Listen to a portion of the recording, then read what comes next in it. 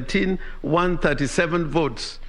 If you compute or add the number of votes cast for each candidate individually, that is the petitioner, the second respondent, and the two other candidates, that the figure that results is not the figure that was stated in Form 34C. The figure is 14,213,037. That is the first point.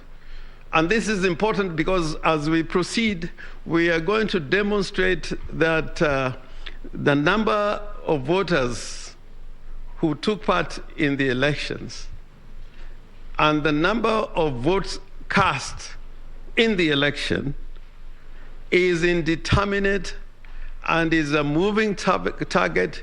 It keeps on shifting. And I invite your lordships and my ladies to look at the results as set out in Form 34C, and I equally invite the court to calculate the number of votes garnered by each of the presidential candidates. The figures do not agree at all. And therefore, the first point of reference, as it were, is that the computation of the figure 50 plus 1 was based on a wrong computation of the total votes cast, as it were, and as proclaimed by the chairman of the Independent Elections and Boundaries Commission. Now, this may be a mathematical paradox or even a conundrum.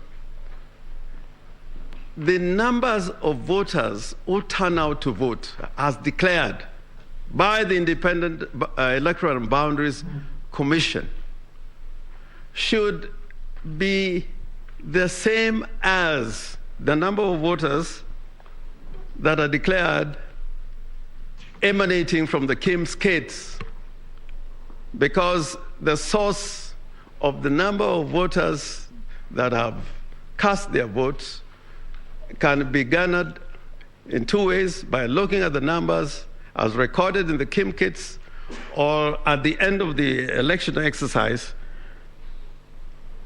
by computing the number of votes cast in the election. And my ladies and my lords, you would find that in this election, again, if you take the number of votes, or rather of the voter turnout, which was 65.4%, 65.4%, as against the number of registered voters in Kenya, that, my lords and my ladies, would give you the figure of those who turned out to vote. Because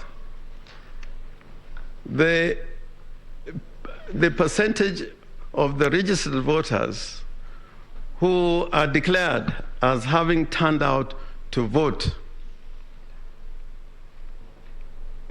must be the same as the number of voters actually whose votes are counted as valid votes cast, and of course minus what are characterized as rejected votes. So, my lords, if you look at that particular point, and we're going to go through this one, you will find that the chairman of the Electoral Commission, in his announcement of the final results as borne out in Form 34C, and his announcement of the turnout of voters, which is recorded as at 65.4%, is at variance.